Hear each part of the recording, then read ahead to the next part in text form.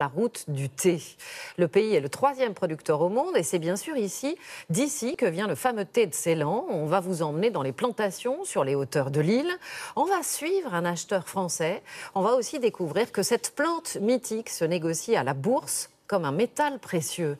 L'or vert de Ceylan, épisode 1, c'est signé Nicolas Bertrand, Thomas Donzel, Héloïse Laillan et Lorraine Bosque.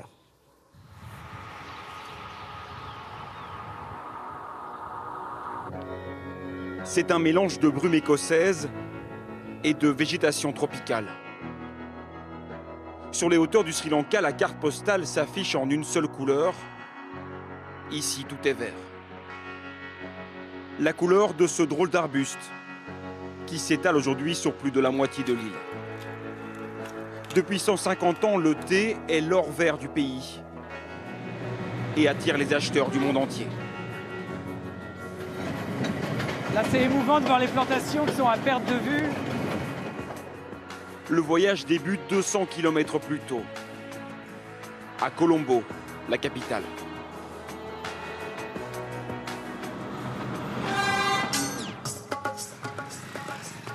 C'est une ville joyeusement colorée dont chaque immeuble est chargé d'histoire. Ici, certains le boivent nature, mais beaucoup y ajoutent du lait.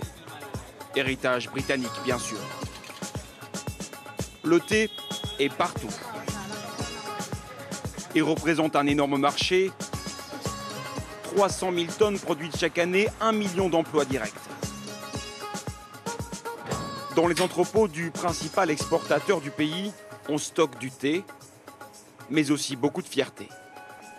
Le thé a fait les beaux jours du Sri Lanka depuis très très longtemps, des centaines d'années. Le thé arrive de toutes les plantations du Sri Lanka, rangées sur des kilomètres de rayons. Il partira ensuite dans le monde entier. Ce produit part en Chine. Ça, c'est un autre produit pour le Japon. Et ici, ça part en Iran. La demande augmente. Il y a de plus en plus de personnes qui consomment du thé dans le monde. Le marché devrait être excellent. Les gens veulent vivre plus longtemps. Le Sri Lanka est le 3e producteur de thé au monde et le premier exportateur de la planète. Et les Français ne sont pas en reste. Ce qu'on appelle le thé de Ceylan, l'ancien nom du pays, est un des plus consommés dans l'Hexagone. Ce n'est donc pas un hasard si François-Xavier Delmas vient d'arriver à Colombo.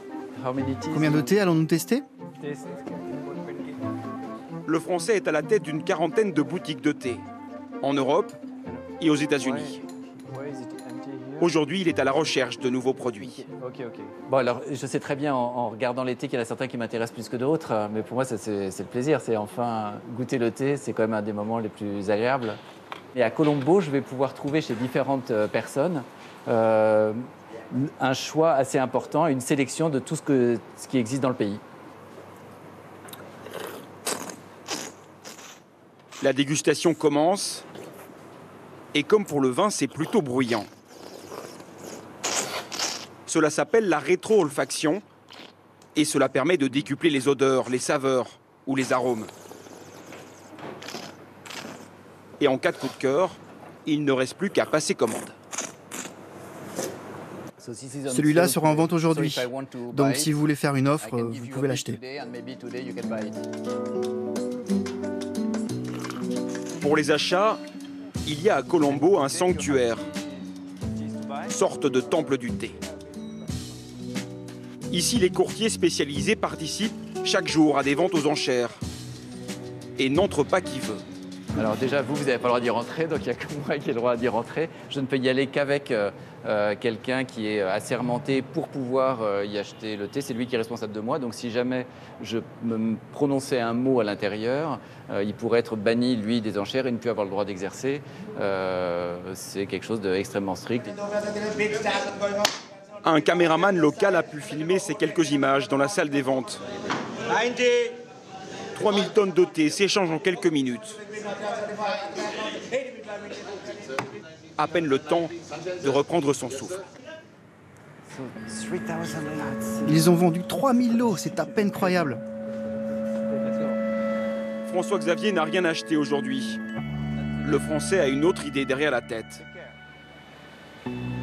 Demain, il quittera Colombo, la cosmopolite, pour s'enfoncer dans les terres.